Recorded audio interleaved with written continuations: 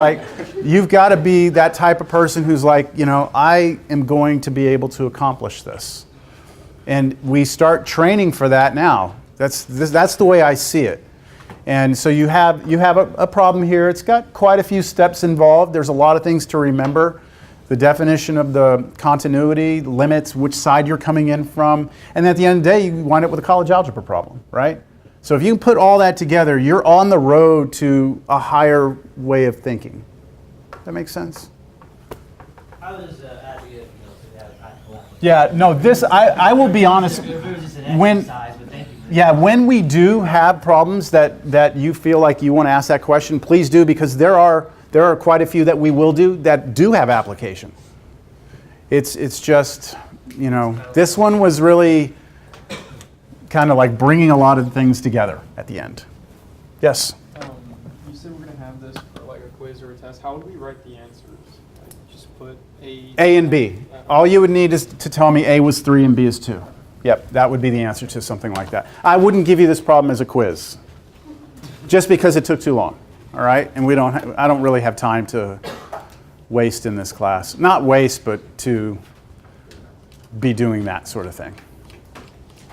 All right, we are going to be saying we're wrapped up with chapter 1. All right, believe that's it. Now we are scheduled to have a test next Thursday. Oh, Wednesday. Sorry, I forget what day it is. Yes, we are scheduled for a test next Wednesday. Did you all know that? Over everything we've done so far. All right. Now, I don't have a day on the schedule for like review. Okay, it's not. That's another thing. This whole thing about becoming a better student. Like days of spending an entire class with a handout that's like a sample exam is just not going to happen. It's not realistic once you start getting to a certain level. So how do you prepare for an exam? You do your homework, right? You study the lecture notes, and that's something that you're going to have to get better at.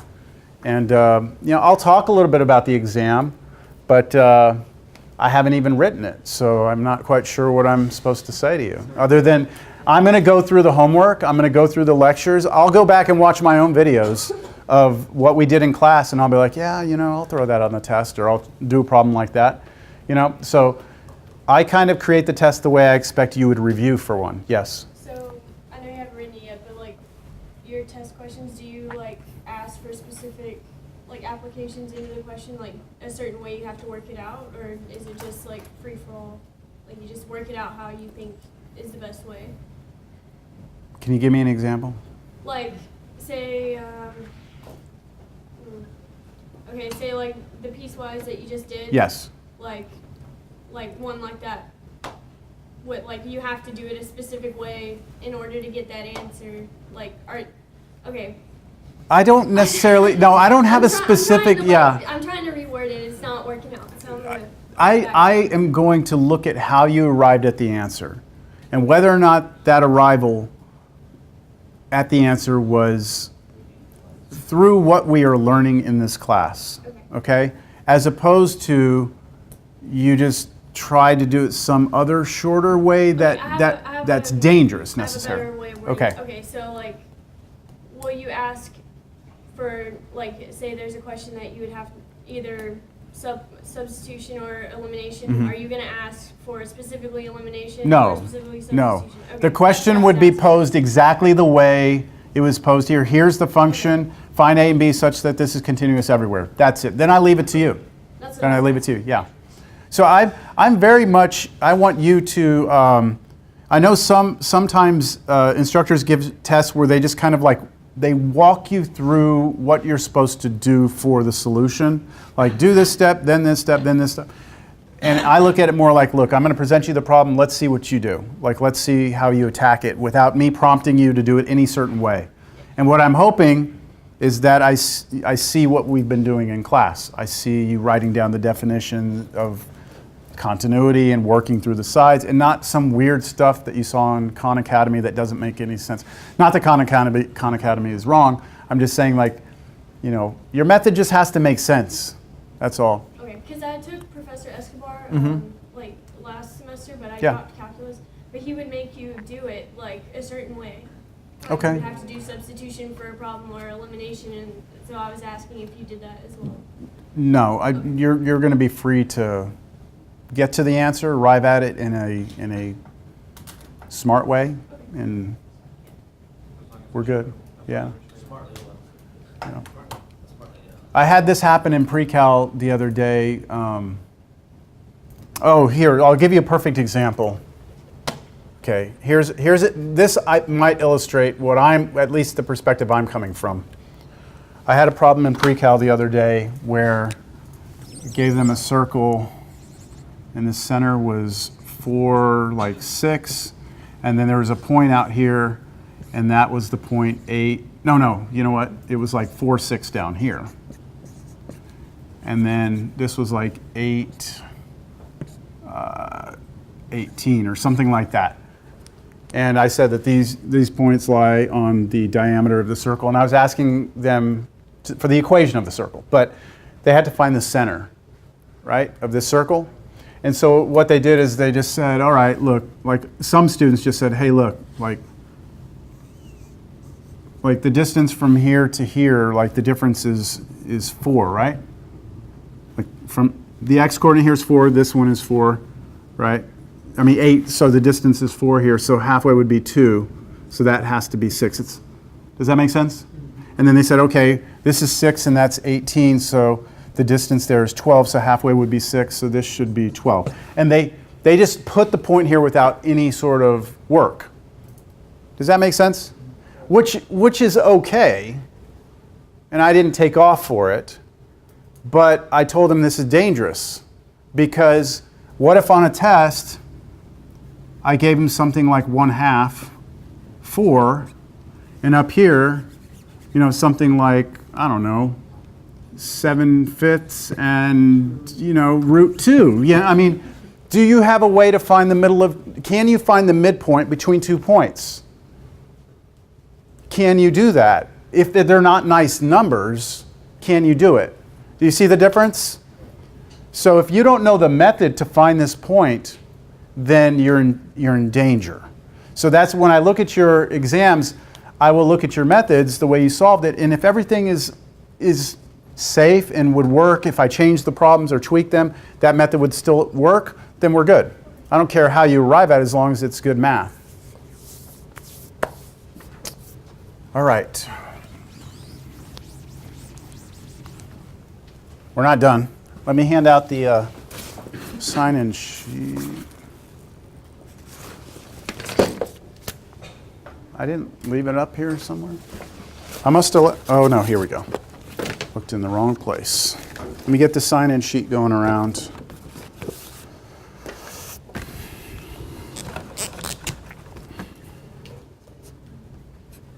This first test will be, you know, good for you and me in terms of we'll get to see, you know, what the expectations are, and, you know, I will keep the problems pretty close to what you're seeing here or what you're seeing in the homework. I'm not going to stray off and do some weird, obscure example. I saw that you had some exams up from prior semesters, Mhm. reviews. Would it be a good idea to go through those and work them a little bit on your own and see if you could, you know, would that be a good idea? If you were at that point where you had done everything else in terms of reviewing homework and notes and you felt pretty comfortable, then you could. You could go look at one of those, but in no way am I, Yeah, I don't even think I've looked at those in years. So, yeah.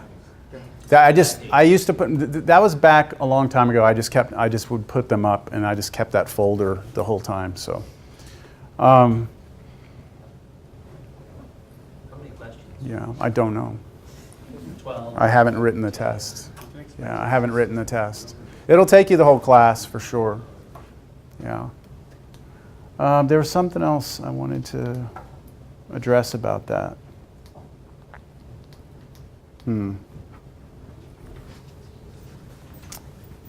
I don't know. Sorry. I'm not here. Oh, I remember what I was going to say now. I'm not here to try and achieve a certain ratio of A's and B's in this class. I'd be happy to provide everybody in this class the opportunity to get an A. Okay? So think about the quiz you took today. All right? If you did well on that quiz, then you're meeting the expectation. And the test should be pretty okay with you if that's what you've held the bar for yourself. Now, if you came in and didn't do well on that quiz, then that's more of a reflection of you than it is of anything else. So you have to get yourself to a point where that quiz, is like a test, right? I mean, I don't know if that makes sense, but, I mean, you don't want to walk into the test and have it be like the quiz was today, right? And you don't want to be cramming that information in 2 days before. So, okay, so the thing I was going to say was, students always talk to me about, I get it, and then I get test anxiety, and I sit down and I freak out, and I don't remember anything at all, and I understand that is a real thing, and I'm not here to say that test anxiety isn't real, but at the same time, it's part of college. I remember the pressure of taking courses. I took many courses in college where all we had was midterm final. That's it. 50-50. That's it. 50% of the grade, one test. 1 hour, 15 minutes, 50% of your grade. Next final exam, 50% of your grade. Now that's pressure, right? So nobody's going to feel sorry for you about pressure. You have to handle it. And this translated again into the real world. My brother's an engineer, and he, when he first started working there, straight out of the university, they'd walk in, they'd give him a problem to work on, and if it would have been like, oh, well, I get anxiety when I have problems that I have to solve, and, and again, I know that there are people that do have like medical conditions. I'm not trying to downplay it, but I'm saying just in general, anxiety is something you have to learn to deal with and cope with and get better at. It's something you have to do. So I don't want that to be something you already have planted in your mind. Like, I know it, but I get in there and I just freeze. If you go into the test thinking you're going to freeze, you're going to freeze, right? So how do you prepare? You sit there and you review all your homework, but then you actually sit and you put yourself in the testing environment. You take your phone, you put it away, you turn off your TV, you tell your boyfriend, girlfriend, whatever, hey, look, for the next 2 hours, don't bother me. And then what you do is you start doing problems out of the book that I've assigned, and you can't use your notes, you can't use anything but your brain and your calculator. And if you struggle through the homework, you're not ready. You're not ready. If you have to go back and reference and flip through and look at, bring up my homework solution videos and watch them, if you're having to do that while you're working through the homework, you're not prepared. It means you haven't learned it. So I always say that if you get to that point where you're like, I'm ready for the exam, like I feel ready, I always tell students, that means you're about 60% ready.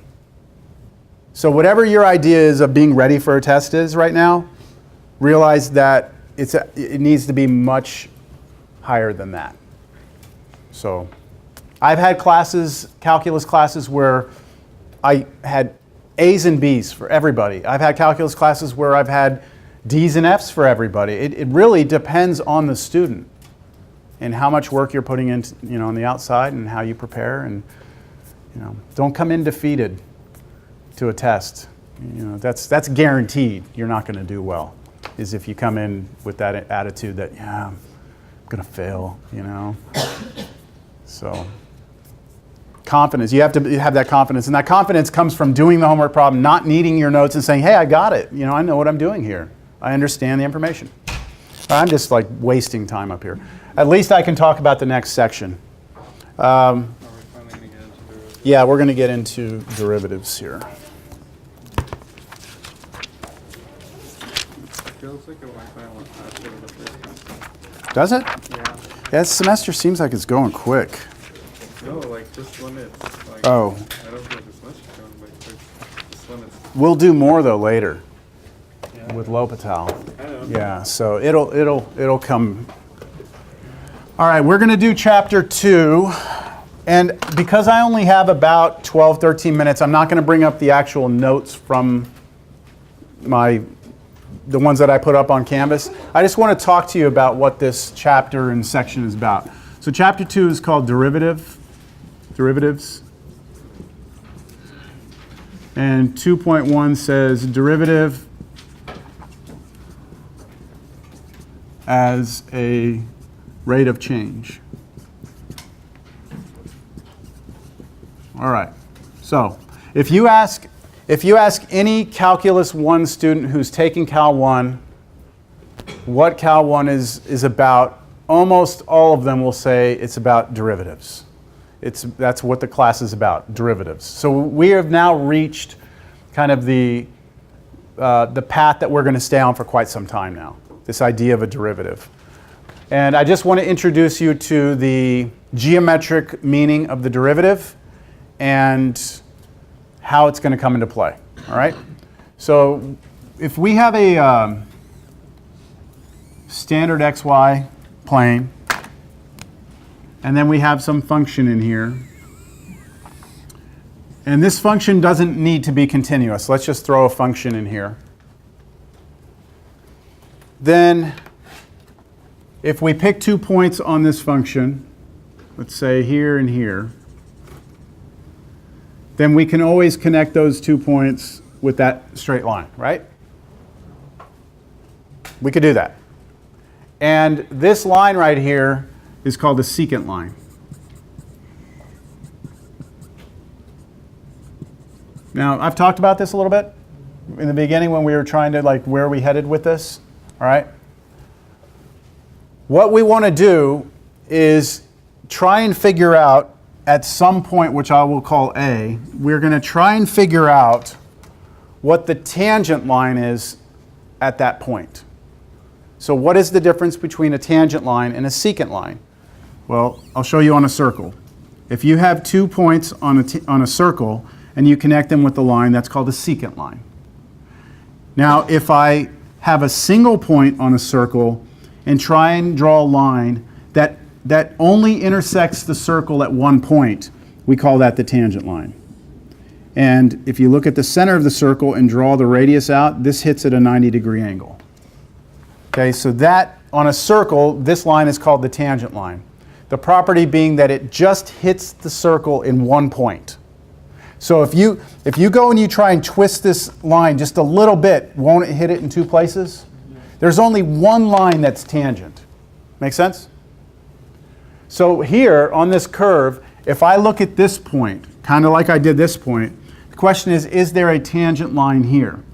And would you agree it would kind of look maybe something like that? Yes? So it might hit the graph over here, and it might actually hit the graph way down here, but if you just kind of like zoom in, zoom in, zoom in, it's only hitting that graph at one point. Make sense? So our goal is to try and find that point. And to do that, we're going to start with the secant line, and we're going to move this point over as close as we possibly can to that point. And we're going to try and drop that point eventually right on top of the other one. The second point, we're going to try and drop it onto the first one. Okay? So let's start labeling these points. Let's call this point A, and that means that the height of that point is f of A.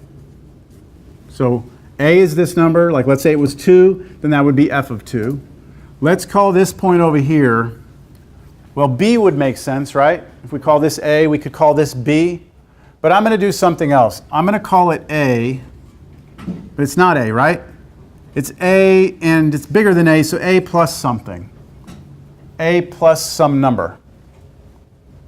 So I'll give you a quick example underneath this. Like, let's say A was 3. Then this could be maybe like 3 plus 2, right? 5. It's just 3, but add a little bit. So what are the coordinates of this point? What are the x and y coordinates of that point? So what's the x coordinate? A plus h. And then what's the y coordinate? Well, that's what you get when you plug in, right? A plus h into that. So f of a plus h.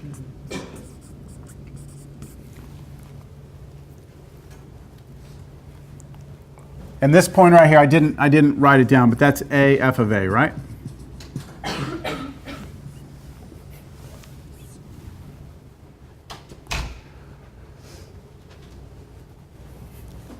So we've learned in college algebra that when you have a line, the slope, that's your rate of change, isn't it?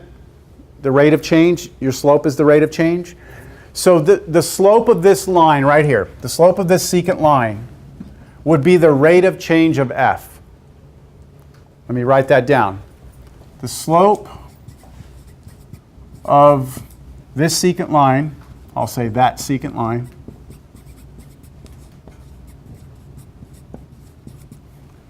is the average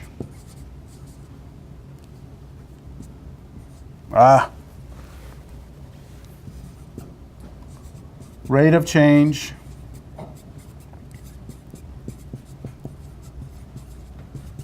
of f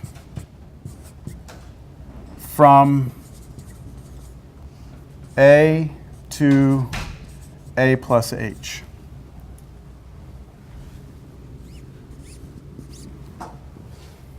So the way to think about this is, let's say this is time. Okay, time's going by, and let's say that this is a distance that somebody is walking. Then between this point and this point, a certain amount of time elapses, right? And there's a certain distance they travel. And so the distance divided by the time is going to give you their speed. But it's their average speed, because the actual path of the person wasn't a constant speed. They weren't just the same speed the whole time, right? They were speeding up, slowing down, because the curve, there's a curve, right? It's changing. Straight lines, it's constant. So that's why we say average. It takes that path between here and here, and it gives us the average value. Okay? What is the slope of that secant line? Can we write the formula for it? What would the slope of that secant line be? We call slopes m, don't we? M, and I'm going to put below it SEC, which stands for the slope of the secant line. The slope of the secant line is defined to be rise over run. You probably remember this formula, y2 minus y1 over x2 minus x1. So let's do the same thing for this. What would y2 be? This right here, minus this. So f of a plus h minus f of a, all over a plus h minus this x-coordinate a. And that just simplifies. The denominator cleans up a little bit, and the a's cancel, and you just get h. So this is a formula right here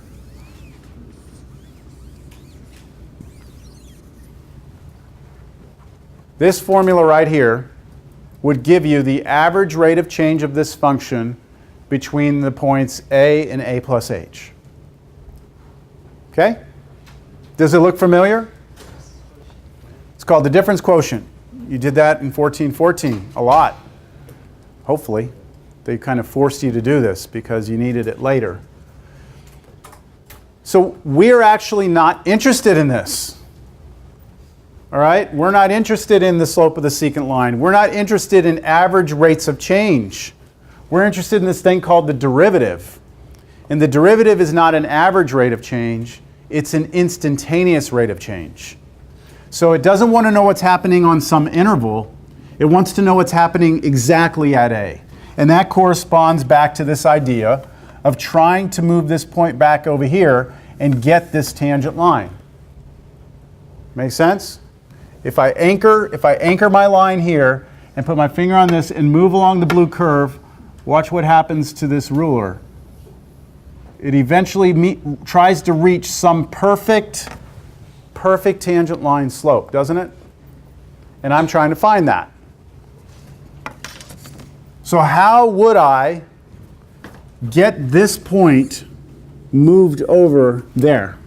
What could I do to make this thing get closer to that thing? So think about this. I was giving you an example 3 plus 2, right? How could I make it closer? I could do 3 plus what? 1? That would move it closer. Could I get even closer? 3 plus... Well, that would take me to the other side. How about 3 plus 0.5, right? Could I get even closer? 3 plus 0.1?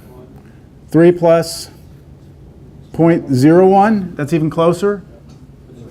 So what am I doing here? What is happening to this h if I want to get closer and closer?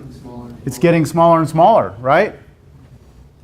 So in order to do this problem and figure out what the slope of that tangent line is exactly at A, I need to make h get smaller. Now, can I make h 0? No. Why not? Because it'll be 0. You'll have division by 0. Well, you'll have something even stranger. If this right here is 0, then what's that? No, just f of a, right? If that's 0, this is f of a. Minus f of a, which is 0 over 0. 0 over 0 is Bad. bad. See, but now we can handle that, can't we? We can handle that in this class. And so what we need to do in order to find the slope of this tangent line is we need to take this thing from college algebra and just throw one simple thing out front. Take the limit as h goes to 0 of this. And what it has the effect of doing is pulling this point infinitesimally close to the other point. And in that limit, we'll get 0 over 0, but we'll do some algebra to see if we can't figure out where it goes. So I'll say that is our final thing. And this is where we'll pick up next time. The slope of the tangent line is equal to the limit as h goes to 0, f of a plus h minus f of a. Did everybody sign in? Everybody signed in? All right. I know it's Super Bowl weekend. Let's go. But, still try and get yourself up to speed. Let me turn off the camera, then I'll answer questions.